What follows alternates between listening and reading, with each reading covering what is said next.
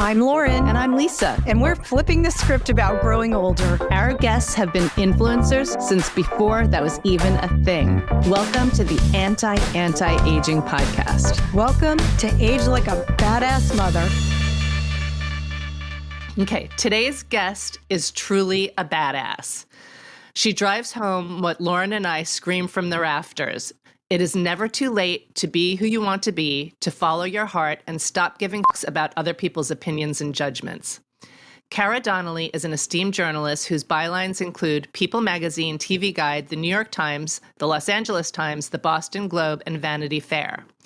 She's the author of several books, including The Candidates, Running for President When Nobody Knows Your Name, and You Live, You Learn, The Alanis Morissette Story.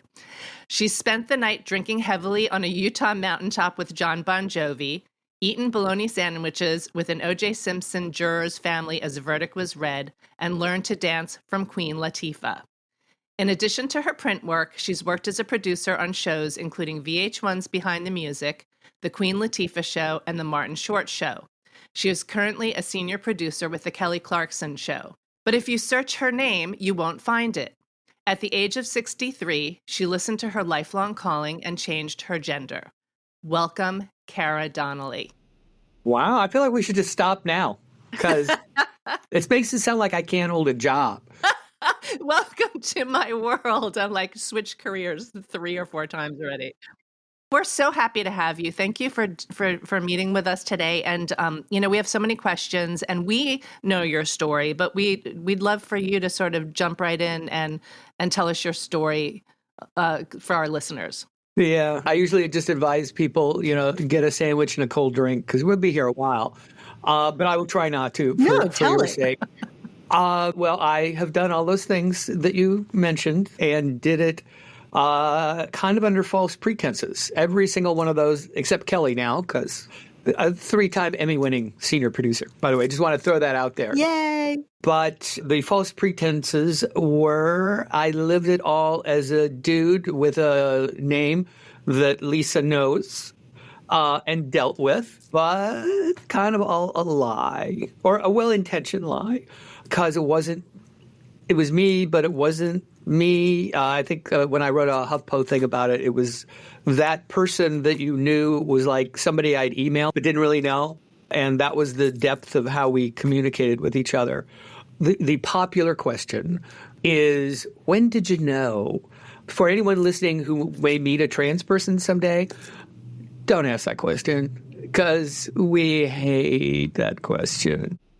Thank you for telling us. Yes. The thing that I don't care for about it is it's not like bangs, It's not like you woke up one day and went, hey, yeah, let's try it, see how it goes.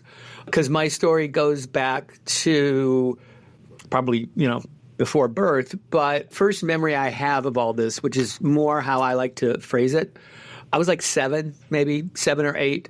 And I had this recurring dream that Tabitha from Bewitched, and hopefully everyone is of an age where they remember Bewitched. I used to have this dream where she would come to our house.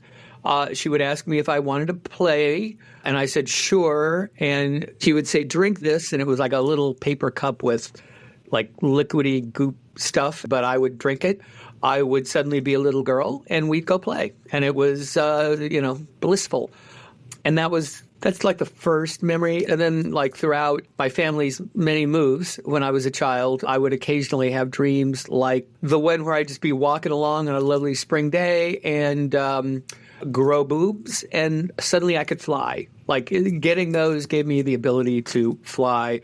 And I feel like even people who've never been to therapy can probably figure that one out. I used to have a more gruesome one where I would like scratch, I'd be itching and scratch. Eventually, the layer of skin disappeared and I looked like Olivia Newton-John underneath. Throughout my teenage years, you start to know what it is about you. And I would go to the local library because I knew that I could hide and bury myself in a library. And started looking up articles in the Reader's Guide, those of you who can remember what the Reader's Guide was like, and just started reading. I found out what transsexual at the time was and remember thinking, oh, I think that's me. and would rip the articles out when the librarian was not looking and take them home and just stick them at a box of sporting news magazines to attempt dudeness. And I would hide all these articles in there. I have a question. Okay. Throughout all this, did your parents have any idea? Like, what was your experience with your family? I mean, I come from a very, I like to say, and my mom, I think, finally agrees with me. Our motto was life is to be endured, not enjoyed. That's how they functioned. And the stepdad was not one that it's like the late 70s, too. You're not going to talk about any of this. So they didn't pick up on it at all? If they did, I don't think he did, but one of the many things was when I really kind of realized this was what this was. I was alone at the house, went into my mom's closet, took some of her birth control pills and just swallowed them down thinking, oh, all right, it's magic. It's going to happen. I immediately threw them back up, so nothing happened. But I only realized later, all right, well, those are a very specific number, those things. She probably noticed that some of them had been taken, but never said anything. So I just assumed nobody knew. They were not people you talk to about anything. So I literally didn't tell anybody except I found out about Johns Hopkins University was the first to study trans people and had a program for it. And I wrote to them and they sent me back all their pamphlets, which I remember were 5 different colors. And I kept those in the same sporting news box. I found out who Christine Jorgensen was. She wrote a book about being trans, correct? Yeah, she was the first public-facing trans person. Yeah, I mean, she was in the Army and then became known as the GI turned blonde bombshell. And throughout the 60s, which is when I encountered her as a little kid, she would do all the talk shows. She would do Merv Griffin and Mike Douglas and be this very bon vivant kind of person. And I saw her a couple of times and went, oh, that would be fun to be. And somehow got a letter, I guess. I don't know how. I got a letter to her somehow. I was an inventive child. And I wrote her my whole story for the first time. 2-3 weeks later in the mail, a lovely note from her telling me not to feel so weird and an autographed copy of her autobiography. Right on. Kind of blew me away. It was the first time where I know I'm in the third person, where I kind of went, oh, well, maybe it's not that weird. That was kind of a very big change, even though nothing changed at that moment. And then my senior year of high school, the last month, Rumors came out. And they gave away T-shirts, and I won one, but it was a girl's T-shirt. And I knew that, and I knew it was a mistake, but I wore that thing to school for ages, thinking that was everybody's going to know, and then they'll talk about it. And yeah, that didn't happen. But you had therapists confirm what you were feeling. And I remember also reading that when you took estrogen, it helped with your depression. But yet still there was, I guess, fear or resistance around acknowledging it. Could you talk about that a little bit? Yeah. Well, I mean, my age is up there. So my youthfulness was in a time where even being gay was a crime. Literally being gay was a crime in some places. So you didn't really talk about it very much. And the first therapy I went to was literally the day after I graduated from high school. My family flew to Kansas for my grandparents' wedding anniversary. And I said, can I stay for an extra week so I can work? And they said yes. But the minute they left, I got my brother's Barracuda and drove to downtown Seattle to whatever it was called, the Gay and Lesbian Health Center or something, because it was a long time ago. And then met with a counselor, not really realizing that those are not professionally trained therapists there. Because all she had, there was a much older woman who was coming out of the closet as a lesbian. And the counselor said, well, here, take this piece of paper, here's some crayons, draw how you picture yourself. And that was it. That was our therapy. In the HuffPost article, you say that there's that sort of misconception about trans women just being gay men, and that's not it at all. Yes. I went to a GLAAD reception the other night because it was because I'm a nominee, by the way. Did I mention that? Congratulations. Oh, thank you. They had a reception, and then I went to dinner with a few people that I met afterwards, and they were all gay men. And they were just throwing question after question at me. And I had to keep saying, what you're bringing up, that there is the popular conception fed by the American media, which is awful. And I am more than happy to get into that. They still have that conception that, oh, well, you wanted to play with dolls. And one guy there had said, oh, so when did you start wearing your mom's clothes? And I said, not once, never.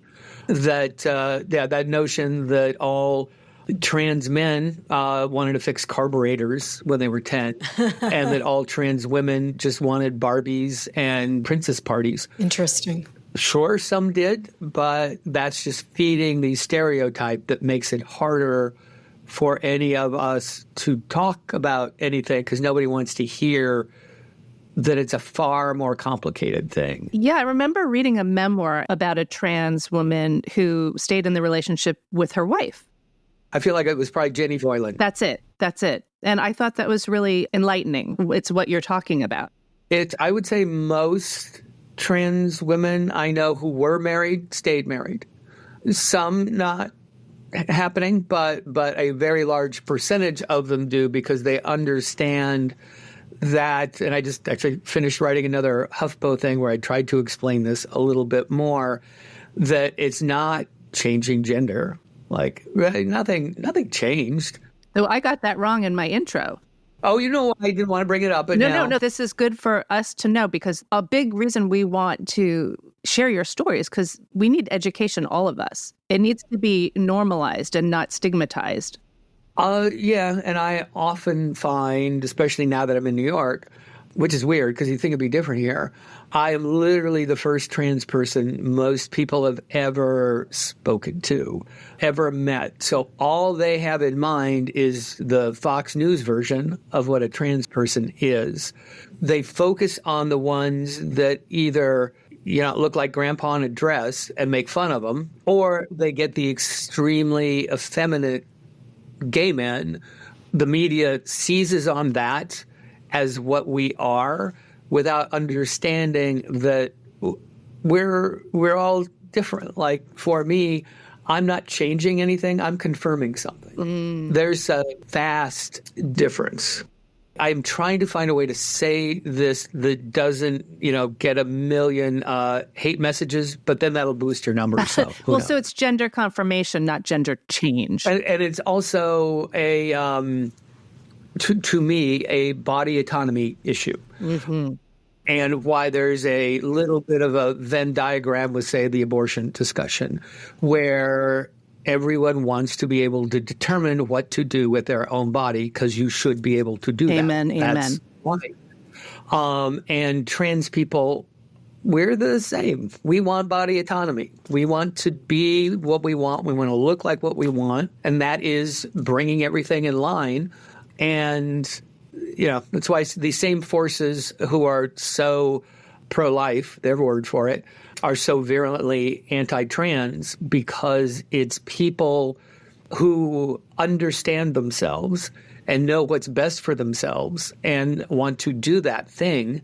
And there is that group of people who resent anyone who is doing what they want. Mm-hmm. Along those lines, I would love for you to speak to this because I know somebody who has a 16-year-old child, born male, came to their mother and father and said, I want to transition to female. I want to start hormones. I want to have surgery now. I feel like I'm going to kill myself if you don't let me. And understandably, the mother and father are freaking out because it's, surgery. Yeah, no, I Okay, we'll let some people stay anonymous, but there's like somebody who I knew like pretty well, who I had been talking to as I was getting ready to produce the trans hour that we did at Kelly that, I was in. And she had said, well, I want to support you, but you hear these stories about 10-year-olds who go into the doctors by themselves and the doctors start giving them hormones. And it was this just like, Niagara Falls of misinformation. And I'd said, I have a little more experience with this than you. So where did you hear this? And she had said, oh, well, some of the moms at school were talking. And then I said, well, where did they get it? And it was some like immediately discredited book by someone who was like a New York Times writer or whatever. There's so much misunderstanding about that. That first at 10, nothing's going to happen. Nothing surgical, at least as far as I know, can happen till at least 18. The most that would be prescribed, at least again with friends of mine who've been through it, are puberty blockers. They're not getting estrogen. They're not getting testosterone. They're just getting blockers to delay whatever direction biologically they're heading in, to give time to sort it out. And hopefully, I don't know, what's the where your friends are in all of that, but to the best of my knowledge, that's how it's handled, because it kind of puts a pause, even if the child is like, I want to do it now. Any good, decent doctor knows, pump the brakes a little bit here. We can't. There are certain regulations they have to follow, which are understandable. But that seeing therapists, seeing a medical doctor, things can be sorted out. And there's a middle ground until that child is 18. And as a parent of two kids who got to 18 and beyond, then you can't really tell them what to do. Can't say anything. You hope you've instilled like that chip in their head, that is the sensible one. So they would know, I gotta, like, this is serious. I gotta think it through, and yet not deny those feelings, because the feelings are real. Yeah. Well, I think what you're describing is this growing awareness that it's not a mental illness. I would think that the right therapist is a smart thing to do in that situation, to confirm that your feelings are real and it's not because there's something wrong with you. For sure. And the reason that she calls me is because I don't even really know this person that well. She's an acquaintance, but my kid is non-binary. My kid's 23. My kid did come out as gay. They like to say queer, when they were 15. You have to affirm your kid. You have to accept what your kid is telling you as the truth. Your kid's not making things up to get attention or whatever it is you're thinking. You have to take it seriously, because as we know, these kids who are not accepted or affirmed, commit suicide at much higher rates. Just happened 2 days ago. Right? It's serious. Yeah. And I'm like, what's the harm in at least just letting your kid, dress as a female, present as a female? And so what if, you can't think about what will the neighbors say, or, just let your kid present how they want to present at least. You know what I loved about your story, Caragh? When you were nervous about telling your kids. Can you share that? Yeah, my son's still biggest supporter I could possibly have. He came out to the show, I don't know, 3 weeks ago or something. He's in Seattle, and I had Rob Gronkowski as a guest, and he always wanted to meet Rob Gronkowski. And there were all these times when he thought he was going to, and security somehow intervened, so he never had. So we arranged this thing that we did on the air where Roman got to meet Gronk, and I was down there on stage as it was happening, and Gronk kept calling me his mom, over and over, and the feed went to everybody up here on our, floor. And afterward, Roman and I went to eat or something, and I said, were you okay with that? How'd you feel about it? And he said, honestly, I didn't even process. I just heard it and went, okay. And he just kept moving on. Does your kid call you mom? I had told him I don't care what they call me because they've known me for, 26 years for him as one thing. And to suddenly go, up, no, it's this now. Like it was up to him, but there was emails going back and forth just by like my assistants getting him ready to come on the show. And I kept, in one of his emails back, he kept referring to me as his parent, not his dad, even though I'd given him permission to do that. And I'd also told him, don't call me mom because you have a mom. Like, that's been the mom for 26 years. But actually, I can't remember. I was going to respond what you were saying about your friend. I know what I was going to say is just in that position, I feel like it's, on the one hand, you can use the pronouns they like and listen to them explain everything, or you can not, and then they'll end up in some chop shop, and horrible things will happen, which again is like the abortion debate to me is you cannot pay attention and you can ignore, but something bad will happen. And all it costs you is to listen. Yeah. All it costs you is if you love your kid and they want to be she, how is that? Like, what harm is that going to do? The harm is in not doing it. But when you listen to the media, which has made pronouns a political thing, it's all messed up. And hopefully people are smart enough to think for themselves and think for their kid, because that's the only filter. Like all of the talk about we're doing this just because we want to protect the children. That's the exact opposite of what you're doing. Children are getting killed because of what you're doing. That's not protecting any child. Yeah, I think that's really good advice. Lauren's in Austin, Texas, and we moved away from Austin. We're in San Francisco now, but, our son went to, we're a very liberal community, obviously. And so our son, the school he went to, he had a couple of trans friends, one who did the blockers and then now is in college and is moving on to the next phase. But there were families who moved out of Austin, who'd been there their whole lives, were like just model community citizens who moved out recently because of the laws and how they're impacting their family. Yeah, I've known people in different states, especially when I was in California, who kind of opened their doors to families and said, yeah, you just stay here. And which was good until I did read about 2 weeks ago that Texas was now calling Florida to get records for anyone from Texas who went it was Georgia, went to Georgia for gender-affirming care, which is all this is. But, yeah, to me, the more evil thing is the way media presents this and takes it.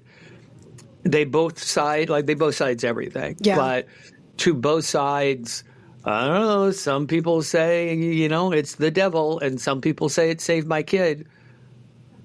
There's not two sides to that debate. And all anybody is doing is talking. That's what they're afraid of. Because once you talk and you make sense, then the jig is up. Once you talk and then people are hearing your truth, you're like their Christine Jorgensen. They're like, oh my God, that's me. If that rings with somebody. Obviously you're not going to, I think they're like, oh, you're going to turn kids trans. No, nobody's turning anybody anything. You're just being a light for somebody. And being a media person, you obviously have a platform and a voice. Yeah. Oh, no, I have been telling Kelly for a long time, and like all the GLAAD people I met the other day, that my new life goal for whatever I have left is to be America's friendly neighborhood trans woman. I want a theme song. I would love superpowers, but I don't know if I'll get those. And I know I said this when we were taping and they cut it out, but like, America, this is what you're afraid of? Like this right here, this scares you? Yeah, I aim higher. America, if you're scared of this. And I've had this experience actually even here and a little bit on the internet because Lord knows only the nicest people respond to postings on the internet. and the number, by the way, I'm sidetracking, so remind me wherever I was going. The number of like MAGA types in their, red baseball caps and the Let's Go Brandon T-shirts that only get to about here on the belly button because, it doesn't fit quite right. The number of those people who, like they rant and scream about trans people on my DMs on Instagram, the number of those kind of dudes with the shotguns and the fatigues and the red caps who DM me a lot of stuff I'd rather not hear about how I'm the angel sent from heaven to save them and they want to marry me. And it's the same one. You could just tell, which is indicative of the motivation for these people is their own, not psychoses, because being this is not a psychotic break. It's just their denial of everything. Now I've totally forgotten. You asked me something else, and I totally forgot. Let's back. I mean, this is really out of order. We should have done this at the beginning. But so you're a senior producer at the Kelly Clarkson Show, and Lisa used to be a publicist in the music industry. That's how you guys know. Can you tell how you know each other?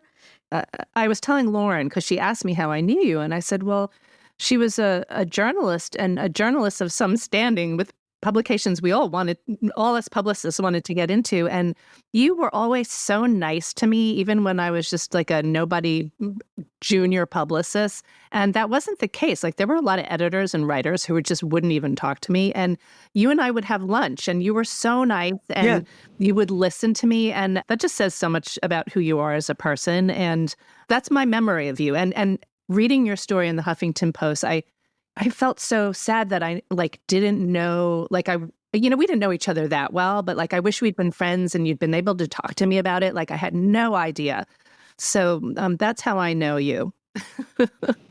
I've heard, obviously, from a lot of people who knew me at different points in my life and saying exactly that. I'm sorry you didn't tell me. I wish I would have known.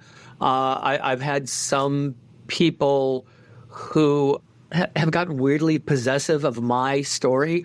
Why didn't you tell me first? Or why did you only say it on Facebook and you didn't call me?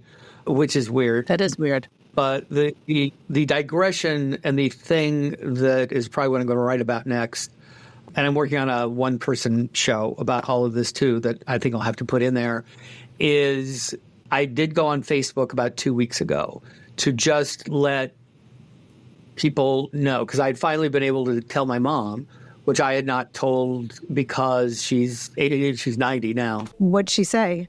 I mean, God bless her. She's my mom. She's 90. So it didn't resonate at first, I think, not in a negative way, but just to explain this, because all she knows is the Fox version as well. But she has been very lovely about it. And now I can send her photographs again, which I haven't done for about 2 years, but also didn't really look that presentable. So and even now. But the thing that I learned by posting this on Facebook, first, people still use Facebook, by the way. My son told me Facebook's for old people. Right. I shouldn't use it if I don't want to look old. My daughter said Instagram and TikTok are for young people, and so I shouldn't use that. So I don't even know what to do with social media anymore. But what I found, and I'm still finding a couple weeks later, that amazes me is hearing from, I think the last count, it was 583 people, maybe. It's like Facebook. I don't know most of them, or I met them once, but just uniformly lovely things. And then heard from some of the women I dated back in the day, or that in that period, which I know I mentioned in the story, where you try to really dude it up. I actually went and got testosterone patches to try to dude it up, which was really not a good idea because made me instantly nauseous because As weird as it sounds, my body is kind of allergic to testosterone. That makes sense. It doesn't sound weird at all. Well, I get it's not a thing you hear about, but I was always lower than normal. And when I tried to use it, it just made me nauseous and I stopped. But even, some of the women I'd met in that era where I felt like I had to date because that's just what you do. And so many of them, my college girlfriend, I've always said the same thing was, yeah, we sensed something wasn't like there was something with you. There was something going on and we wanted to help, but you wouldn't say anything. So we couldn't help you. Yeah, you wrote about that experience of going on Match and having dates with women. Yeah. It's when I started to hear from like my girlfriend in college, like all of my entire time in college, I had the same girlfriend. And to hear what she had to say, somebody else I went out with for a while, I've heard from, it's fascinating that their perception of me, like probably your perception of me, is not my perception of me. Mm. And to have people say, yeah, you always felt like you were hiding something and we couldn't figure out what it was and it became apparent you weren't going to share. So then you break up. And I thought I was hiding it all pretty well, but maybe not. Have you dated as Caragh? That's another very popular question to ask. And when I tell people this, and this is the next HuffPo thing that's coming out in a couple of weeks, that in my head, I developed this thing called trans bingo because, like I said, I become the first trans person. Lots of people, so many dudes, so many Teamsters in our crew after I was on the episode have pulled me aside. Like they wait until I'm in a space where nobody's around and will come up and tell me how moved they were by what I said and how it's the first time they've met a trans person. But whenever I meet people like that, and most are well-intentioned, but it's, when did you know? What body parts have you either, added or removed? And, or is it chicks or dudes now? And so in my head, I just started going, if somebody hits all 5 of them in a row, in my head, I just yelled trans bingo. But it's not, see, when I say that, then people feel bad like they shouldn't. And it's not that. It's just, I am the first trans person people have had a real conversation with. And so if I'm answering the same thing for the 50th time, then I have to answer that for the 50th time because people don't know. And I'm the ambassador now, which I probably didn't answer anything that you just asked me. But, the dating, no, because I've got many other things to work on. And after I got divorced, I didn't really date. I had a bunch of those. I don't know if you guys ever had to go through the coffee date phase where you meet on an app and you message back and forth and go, oh, yeah, well, do you want to meet at the Starbucks at Ventura and Woodley? And you go and you always have the backup plan. So at some point, if it's not going well, you go, oh, yeah, I told my son I'd pick him up at school. Sorry. Or whatever it is. And I did do some of those, but that's not really dating. You've had some incredible people supporting you. You have Sharon Stone, who didn't specifically support you with the... Yeah, I've talked to her since. Just so I've talked to her a couple times since then. So, well, can you tell? Because I don't know if all our listeners know how Sharon Stone supported you or unintentionally supported you. Can you tell that story a little? Yeah, I mean, Sharon Stone. The story for those who don't know is just it was COVID. All these things had happened, like my stepdad dying and my kids graduating from college and high school and going off to things. And it was just a very impactful time. I learned more about my real father, who had died before I was born, which is a whole nother hour of podcasting. And COVID times, I had Sharon Stone as a guest, got her on the phone, which is what we do, before. To know what they're going to talk about. And we spent like an hour and 15 minutes just talking about being yourself and to not listening to the voices all around you. And if there's anybody in Hollywood who is the best at that, it's Sharon Stone, who's carved a difficult path sometimes, but has always been Sharon Stone. She's always been authentic. We did not talk about transness. We just talked about being your own person. Was that the best advice you ever got, or? It wasn't specifically, but the advice that I've gleaned from all of this is basically, actually in a way, it's the flip side of what I grew up thinking, that life is to be enjoyed, not endured. That is sort of how I'm trying to do things now. And sort of a grown-up version of what I was saying, about your friend, too, is it's just ask questions, like just the best word in the English language is why, and you should never run out of whys. I mean, it got me here because it was why am I like this? Well, it doesn't matter why you're like it. You are. Why have I not done anything about it? Well, that's a good question. I don't know why I haven't done anything about it. And I would encourage everyone to just, there's always another why. And if you keep doing it, then you get to the core of whatever it is you're trying to figure out. Also, just want to acknowledge how beautiful that Kelly Clarkson episode that says a lot about her in her support of all this.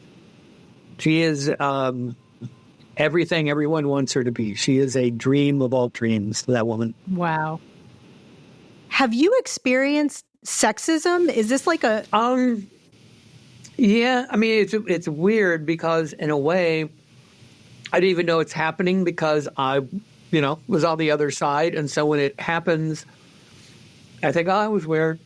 Oh, wait, that's what that was. It's not so much amongst people I already know, but in the world, yeah, it's like a belittling thing that I feel a lot of times now. Or the guy at the Italian deli is going, yeah, little lady. It's hard to explain, and clearly you guys have lived with it far longer. My first thought when I saw you, when you posted on Facebook and I saw your rock and roll t-shirt and it looked like a laminate, I'm like, oh, you're one of us now, you're a rock chick. That was It's either like rocker chick or later in life lesbian aunt. But it is nice to be able to not have to dress like a 12-year-old boy, which is what I was doing for about 40 years, because it's very easy to just disappear if you're wearing like a T-shirt and a men's dress shirt and jeans and high tops. And that's been a weird part of all this. And I don't know if it's sexist or not, but there's a little bit of dismissiveness that I feel like, again, in circumstances that are not work-related, because everybody knows me. When you're waiting to get a drink at the bar or whatever it is, you'll have that happen. I wonder if that's a little bit of that, how we become invisible post-menopause, us women. We're just not noticed as much. Yeah, I spent my whole life in the world of cis white male privilege, and when you're in that, you have no idea that you're in it. That's why those people are so irritating, is they have this privilege and they don't even know they have the privilege, because that's what privilege is. Mm-hmm. You don't know you have it until you don't. I'm used to the invisibility of being a cis white dude, because there's a lot of us, if you have not noticed. And you're just the woodwork. Being this now is a little more obvious to a lot of people. And I'm experiencing this weird thing where you want to be seen as this, but at the same time, you don't want to be noticed. It's a weird contradiction between seen and noticed that I am trying to deal with, and I don't know how to deal with that one yet. That still throws me. Well, I love that you connected with Annalise Cherry. Oh, she dressed you for the first time and took you out in Vegas to be your new self. Yeah, she was very encouraging. And that's her life's mission, is to help people like I was. For her to do that, and I think I probably posted pictures of my friend Kat, who is a trans woman, who has been just a lifesaver for me as well. Her thing about finding community, which is so true, that is something I never did, and I failed a few times I did try.